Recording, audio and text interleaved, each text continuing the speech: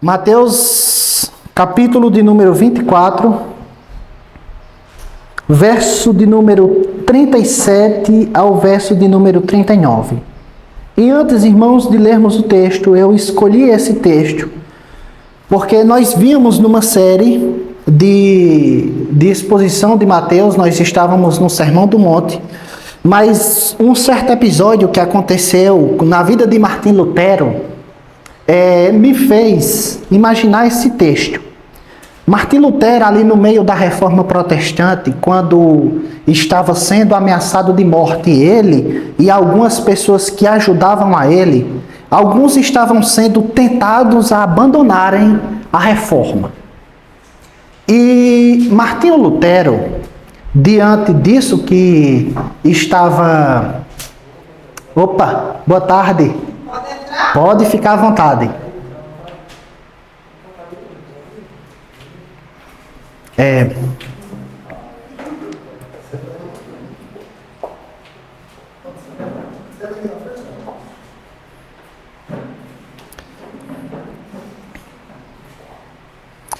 Então, como nós íamos falando, no meio da Reforma Protestante, quando a Reforma se deflagrou e começou a acontecer os conflitos e as ameaças de mortes em cima de Lutero e dos reformadores, alguns reformadores quiseram retroceder e abandonar essa empreitada que realmente era difícil, né?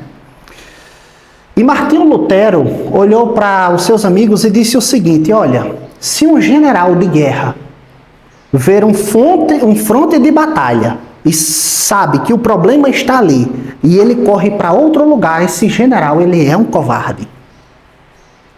Com isso ele estava dizendo: nós sabemos aonde nós devemos lutar, então é para lá que nós correremos. Então, como eu disse, nós vínhamos numa série em Mateus, capítulo 5, nas bem-aventuranças, mas nós iremos ler Mateus 24, do verso 37 ao 39, porque eu acho que nesse tempo, nesse dia e nesse momento, esse é o fronte da nossa grandiosa batalha. É acerca do fim dos tempos e de suas dificuldades. Então vamos ler Mateus 24, 37 ao 39. Amém. Mateus 24, a partir do verso de número 37, nós iremos ler 3 versos. Mateus 24, do verso de número 37 ao 39, que diz assim: pois assim como foi nos dias de Noé, também será a vinda do Filho do Homem. Porquanto assim como nos dias anteriores ao dilúvio, comiam e bebiam, casavam-se e davam-se em casamento, até o dia em que Noé entrou na arca, e não perceberam, senão quando veio o dilúvio e os levou a todos. Assim será também a vinda do Filho do Homem. Então, irmãos, pensando a respeito dos últimos dias, do fim dos tempos, como eu falei, nós estávamos numa série, mas, por bem, eu achei melhor falar a respeito dos últimos dias e da dificuldade que nós temos vistos local e mundial. Irmãos, existem alguns sinais do fim dos tempos que indicam que Jesus está voltando. Muitos sinais e muitos acontecimentos indicam o princípio das dores e coisas dessa natureza. Mas alguns sinais indicam de forma clara que o tempo se aproxima. E eu diria que nós temos pelo menos 3 grandes sinais para vermos que Jesus está voltando diante de toda a Escritura. E o primeiro sinal, irmãos, é o sinal de guerras. Quando nós lemos esse texto todo, Mateus 24 todo, que é o sermão profético, Jesus fala sobre guerras. E no momento, irmãos, eu fui pesquisar, nós estamos vivendo 8 guerras. Nós sabemos sobre a guerra da Rússia e da Ucrânia. E também nós sabemos a respeito da guerra de Israel com Hamas. Nós sabemos também que a China, dia após dia, ameaça, vez após vez, invadir Taiwan. né? O que gera tensão internacional e mexe com o mundo inteiro. Nós também sabemos que recentemente a Coreia do Norte bombardeou a Coreia do Sul. E tem outros conflitos no Oriente Médio que a mídia pouco passa ou nem passa, talvez vocês nem saibam, mas está acontecendo conflitos na Síria e o fato é que nós estamos vivendo em 8 guerras simultâneas. E a Venezuela quer também invadir a Guiana, porque descobriu lá um reduto de petróleo para melhorar a situação financeira da Venezuela. E uma guerra entre Venezuela e Guiana atingiria frontalmente o Brasil, porque um dos frontes de guerra é passando pelo Brasil. O fato é, irmãos, que um dos sinais sobre a vinda de Jesus, um dos grandes sinais, seriam guerras e rumores de guerra. E esse sinal nós podemos ver claramente, porque nós vivemos mais de 2 anos onde a guerra entre a Rússia e a Ucrânia já estão aí. E nós não sabemos como vai acabar Israel e Hamas, entre outras guerras. Mas o fato é que nós estamos vivendo nesse tempo de guerras. O segundo, irmãos, detalhe para que Jesus disse que viesse, que aconteceria, está em Mateus 24, aqui a partir do verso de número 12, 13, que ele diz que este evangelho será pregado por todo mundo, a partir do verso de número 14, Mateus 24, 14. E hoje, irmãos, devido à internet, nós podemos ver que a palavra de Deus ela é pregada pelas rádios, pela televisão, pelo YouTube, por todas as redes sociais, por áudios, e nós chegamos assim num nível tão elevado de divulgação da palavra de Deus, que hoje existe pregação até para as pessoas surdas. E o evangelho, ele se espalha ao redor do mundo. Então, outro grande sinal é que o evangelho será pregado. E um também dos grandes sinais, irmãos, é a apostasia, né? Ou seja, as pessoas que outrora eram cristãs, mas agora estão abandonando a fé cristã, abandonando a caminhada e muitos até se revoltando contra a fé que outrora abraçava. Então, esses sinais são um dos maiores sinais de que Jesus está voltando. Então, irmãos, Jesus falando com os seus discípulos aqui em Mateus 24, aqui o contexto de Mateus 24 é bem simples, irmãos. Jesus está falando sobre 3 coisas. Quando acontecerá a destruição do templo, quais os sinais da vinda de Jesus e quando Jesus voltará. Ele está respondendo essas 3 perguntas, aqui no contexto de Mateus, capítulo de número 24.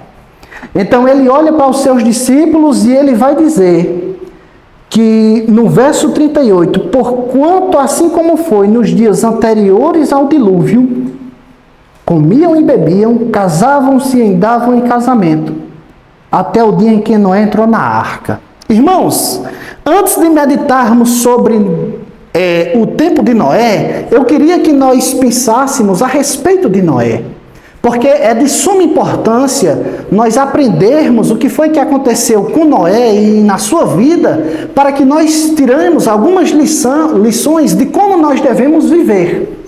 Irmãos, Noé viveu no meio de uma geração ímpia, corrupta e violenta. Gênesis, capítulo de número 6, a partir do verso 8. Mas a Bíblia diz que Noé achou graça diante de Deus. Isso significa que Deus foi gracioso com Noé. E devido a Deus ter sido gracioso com Noé, ele foi um homem reto, íntegro e que andava com Deus. Ou seja, Noé foi uma pessoa que creu em Deus, que obedeceu a Deus devido à sua fé. Então Noé recebeu um chamado diretamente de Deus, para que ele fosse pregador, isso nós podemos ver em 2 Pedro 2,5, e para que ele construísse a arca.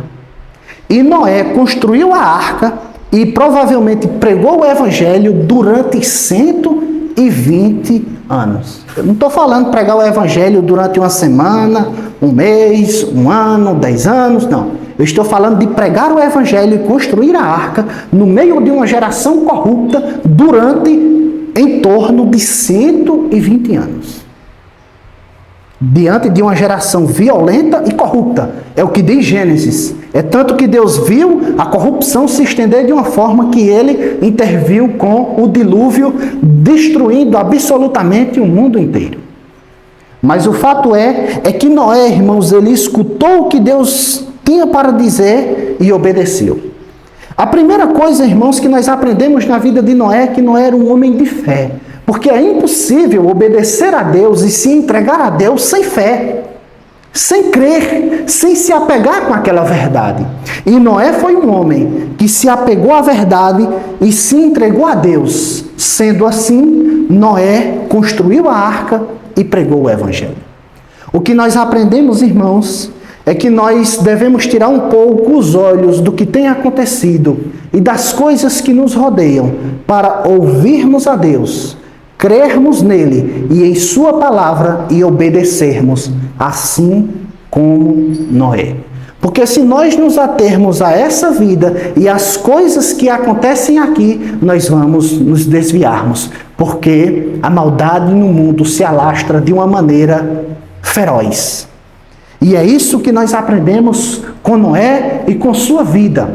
Nós devemos tirar os olhos dessa existência e olharmos para Deus, para a sua palavra e o que ele nos ensina. Nós devemos se apegar a isso e obedecer de todo o nosso coração. A segunda coisa, irmãos, que como eram os dias de Noé. Veja que Jesus ele é simples no seu relato. Ele diz, assim como foi nos dias de Noé, comiam, bebiam e casavam-se. Então, Jesus fala de coisas que são lícitas e são boas. E eu diria que são até mandamentos de Deus. Veja o que Jesus fala, de comer e de beber. Irmãos, nós sabemos que em Gênesis, capítulo 3, quando Adão comeu do fruto da árvore, do conhecimento do bem e do mal, Deus disse que todo homem iria comer do suor do seu rosto. Então, trabalhar é uma coisa, é um mandamento de Deus. E nós devemos obedecer. Porém, quando nossa vida se resume apenas ao trabalho e apenas à comida, é onde mora o perigo. Nós se entregamos apenas aos prazeres dessa vida. E esquecemos da vida eterna. Foi o que a geração de Noé fez.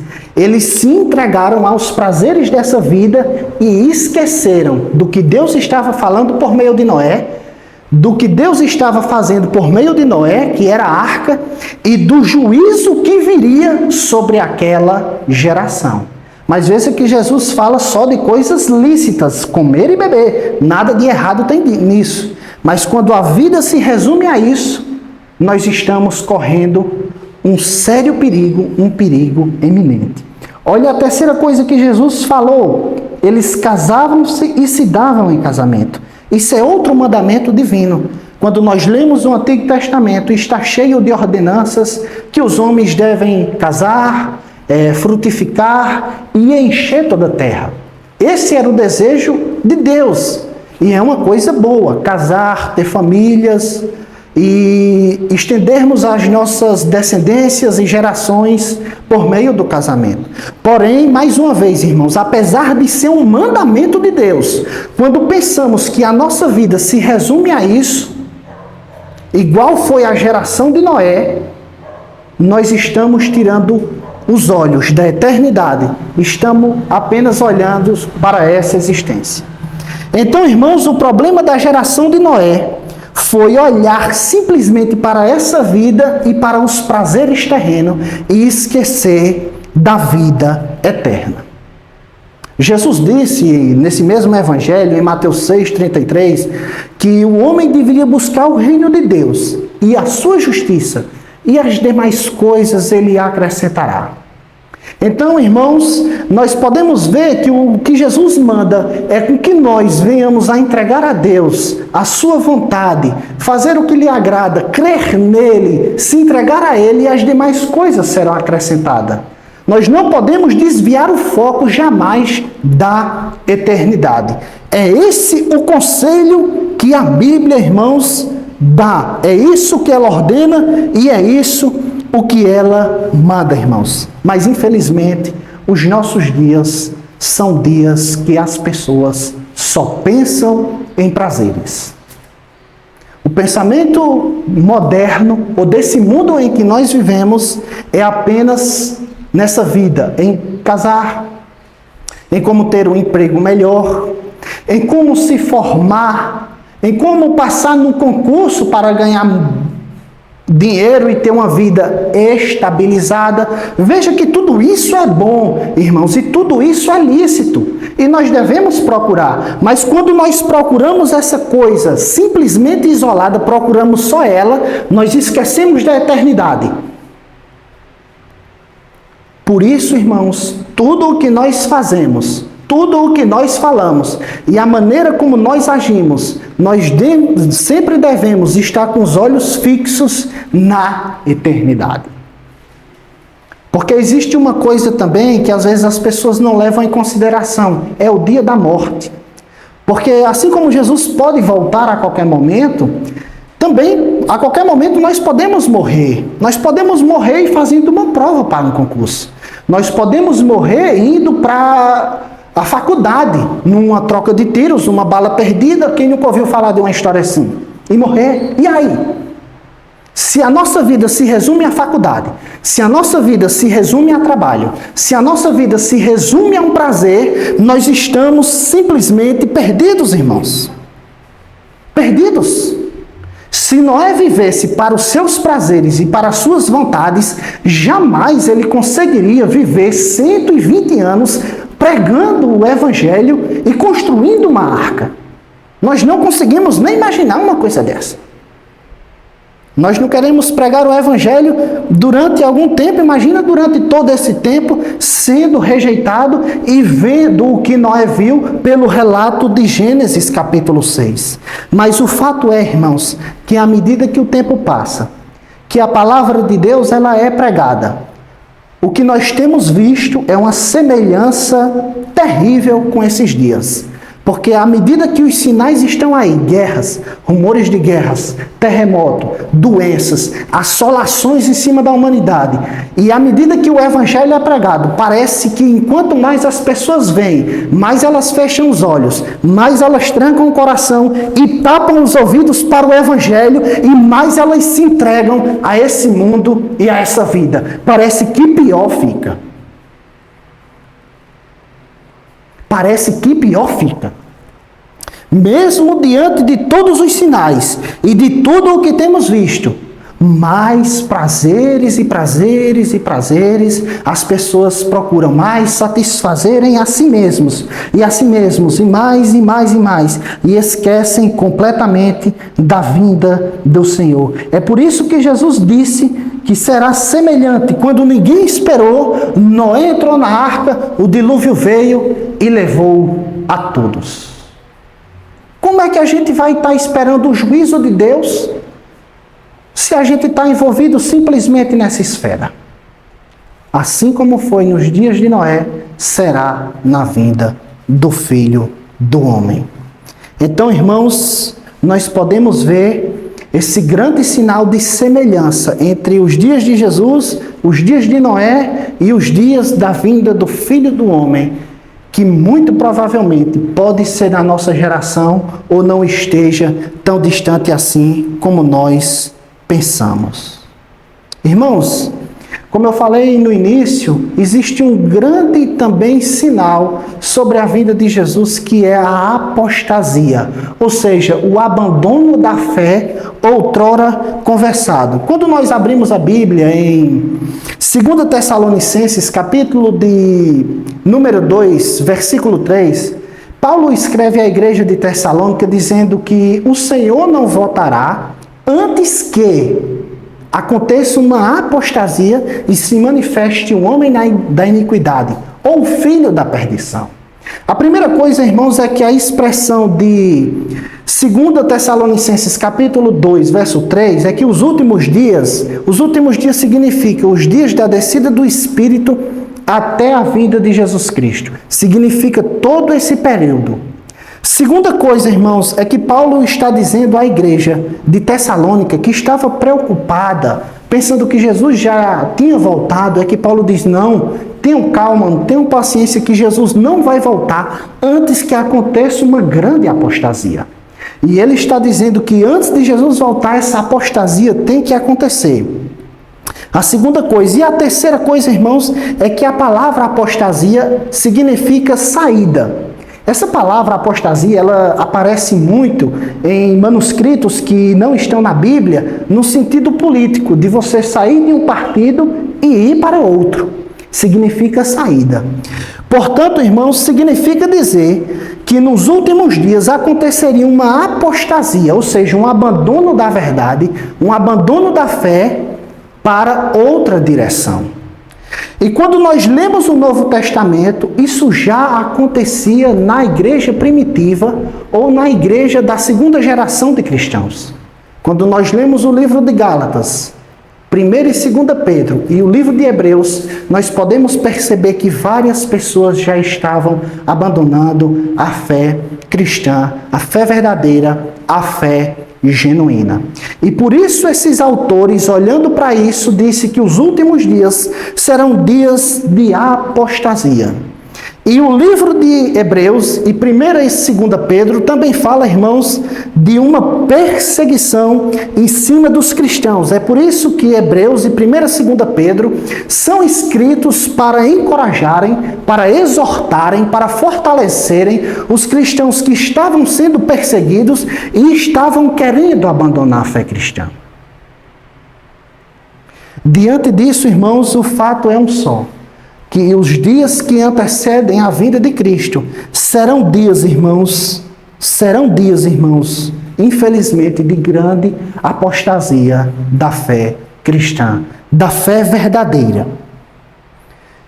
Irmãos, quando nós olhamos para o mundo inteiro, nós podemos ver não uma pessoa abandonando a fé, não 2 ou 3 ou 4 pessoas abandonando a fé, não um país abandonando a fé. Nós temos visto continentes, ou seja, diversas e mais diversas nações abandonando a fé cristã. Os Estados Unidos, irmãos, são um exemplo disso. Igrejas que cabiam 10 mil pessoas, 15 mil pessoas, 20 mil pessoas estão fechando aos montes.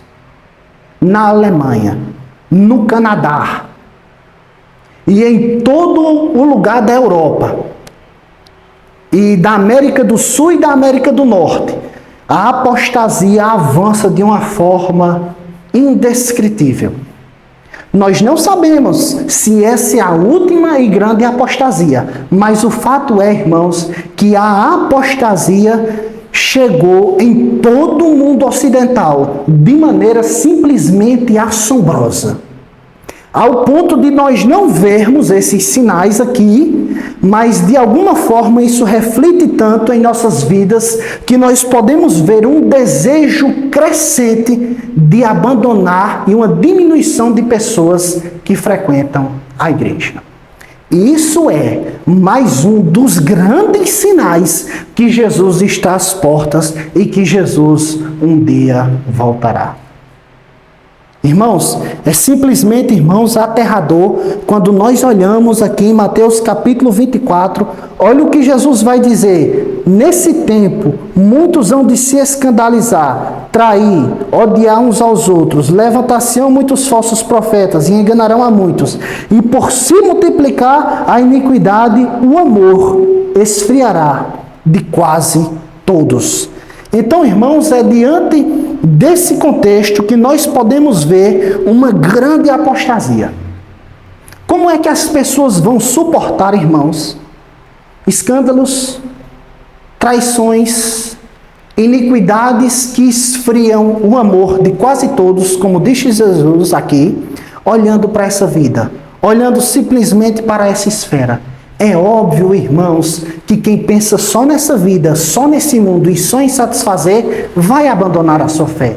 Porque os dias estão ficando tão difíceis e tão pesados e duros, que as pessoas não têm mais resistido e saído. Por quê? Porque os dias são extremamente difíceis. E as pessoas que olham simplesmente para essa vida, elas estão pouco a pouco, aqui no nosso país, abandonando a fé cristã. Porque elas veem falsos profetas, porque elas veem iniquidades, pecados, esfriamento, porque elas muitas vezes são traídas ou traem também. Enfim, um contexto é tão complicado que as pessoas estão cada vez mais esfriando.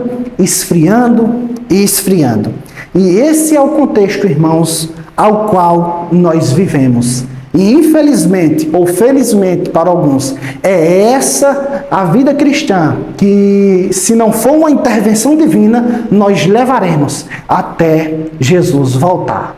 São dias extremamente difíceis. Irmãos, para nós vermos o quão difícil será os últimos dias, que vamos ler 2 Timóteo, melhor dizendo, as cartas pastorais. 2 Timóteo, olha como é que vai ser os últimos dias, descrito pelo apóstolo Paulo. 2 Timóteo, capítulo 3. Olha o que Paulo vai dizer a Timóteo. Sabe, porém, isto: nos últimos dias sobrevirão tempos difíceis. Preste atenção no que ele vai dizer.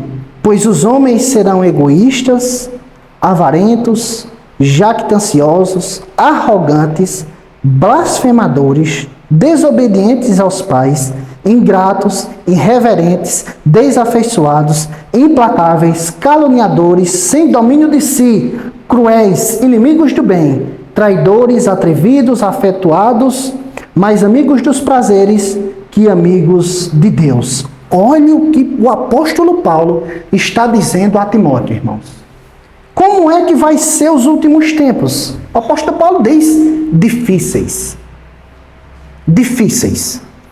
Então, irmãos, é ilógico, é absurdo alguém vir para a fé cristã pensando em facilidade. Como serão os últimos dias? O apóstolo Paulo descreve: difíceis. Como é que eu vou pregar facilidade? Como é que eu vou pregar bênçãos, curas, milagres e coisas dessa natureza, sendo que o próprio apóstolo Paulo, o autor bíblico, inspirado pelo Espírito Santo, está dizendo: serão tempos difíceis. E ele está dizendo isso a uma pessoa que iria suceder ele, um pastor que iria ficar em seu lugar, ele iria morrer como de fato morreu. E ele está dizendo: olha, Timóteo, eu vou dizer uma coisa para você. Os tempos que virão são difíceis. Por quê? Ele explica. Porque os homens serão egoístas, avarentos, jactanciosos e daí por diante. E quando nós olhamos para essa descrição, irmãos, do apóstolo Paulo, nós estamos vendo um retrato da sociedade atual em palavras ditas pelo apóstolo Paulo. Pois os homens são egoístas, são avarentos, jactanciosos, arrogantes, blasfemadores, desobedientes, ingratos. É tudo isso que Paulo diz, é o que nós podemos ver de forma clara em nossos olhos. Por que são difíceis? Porque os homens são egoístas. Por isso que os dias estão cada vez mais difíceis, porque as pessoas, diz o apóstolo Paulo, que só serão egoístas, pensam só em si mesmo. Ele está dizendo isso a um pastor. Para mim é motivo de grande discernimento espiritual entender um texto desse para viver a realidade da igreja. Por quê? Porque são tempo de pessoas egoístas. Só pensam em si mesmos, avarentos, arrogantes. Não podem escutar uma coisa, não podem ser contrariados e daí por diante.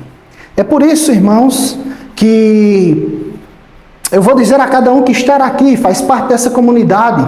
Irmãos, nós estamos vivendo em dias difíceis e não esperem melhoras.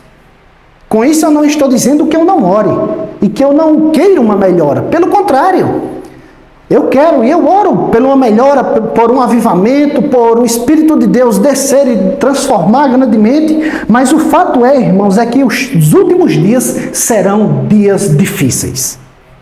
Serão dias difíceis. E eu desconfio muito, irmãos, de quem fala o contrário. Serão dias difíceis até o fim, irmãos. Até o fim. Até o fim. Pode ter certeza disso, porque isso foi o apóstolo Paulo quem falou, inspirado pelo Espírito Santo. Então, irmãos, eu chamo a reflexão final para nossas vidas. Com base, irmãos, em tudo que nós temos visto, com base nas pessoas que estão cada vez mais querendo prazer, com base, irmãos, de que a sociedade atual cada vez mais se assemelha ou se parece com os dias de Noé. Nós, irmãos, vendo isso, percebendo isso, entendendo isso, nós devemos, irmãos, crer em Cristo Jesus, nos arrependermos dos nossos pecados e pedirmos a Deus, por intermédio do Espírito, por meio da palavra, que nós venhamos a consertar a nossa vida enquanto é tempo, no dia de hoje. Nessa oportunidade, Deus dá mais um dia para que nós venhamos a crer em Cristo, a nos arrependermos e colocarmos a nossa vida em ordem. Porque, irmãos, naquele grande dia, no dia que o Senhor voltar, não existirá, irmãos, esse negócio de eu sou da igreja. Mas veja bem, o pastor fulano de tal era meu pastor. Mas veja, eu estava na igreja fazia 20, 30, 40, 50 anos. Não, irmãos. Naquele grande dia, irmãos, será nós e o grande juiz. O juiz que sabe de todas as coisas. O juiz que sabe do passado e sabe do futuro, assim como do presente. É do juiz que nos examina por dentro e por fora. Nós estaremos diante do grande rei, do juiz dos juízes, sem ter para onde apelarmos, sem ter para onde irmos, sem ter para onde fugirmos. E o Apocalipse, irmãos, tem uma passagem extremamente aterrorizante. Apocalipse vai dizer no texto que naquele grande dia, em que Deus se revelar para julgar a humanidade, os céus e a terra fugirão de sua presença.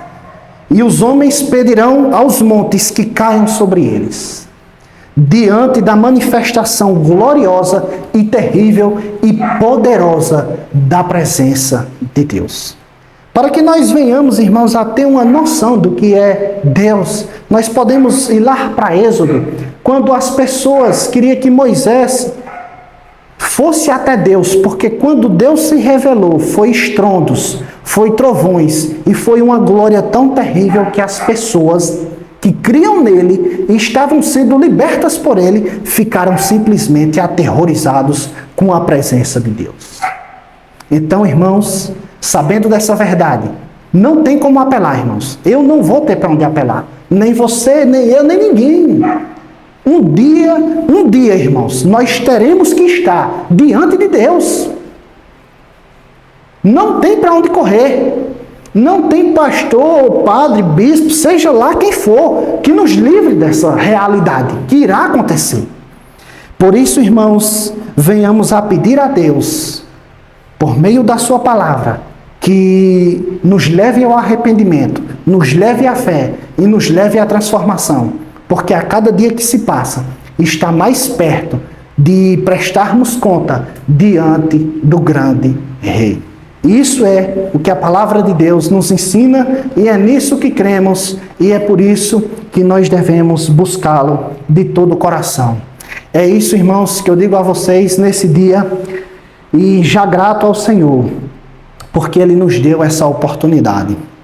Então, irmãos, aqui está conosco a mãe de Rafaela, Toninha, Altina, Altina, Rafael entrou em contato comigo, meu primo, disse que ela viria hoje. Sejam bem-vindos aqui, todos os domingos nós estamos aqui, sempre às 5h30 da tarde, nos reunindo para sempre de forma simples, meditarmos na palavra de Deus, sem nenhum fim, a não ser entender mais a palavra de Deus e, por meio da palavra, conhecermos mais a Deus e alinharmos a nossa vida ao que as Escrituras revelam e somente as Escrituras. E para nós é um grande prazer também ter o jovem aqui acompanhando, eu sei, a família junto conosco. Nós estamos alegres e felizes com essa visita e que Deus abençoe vocês de forma poderosa. Vamos orar para irmos para as nossas casas?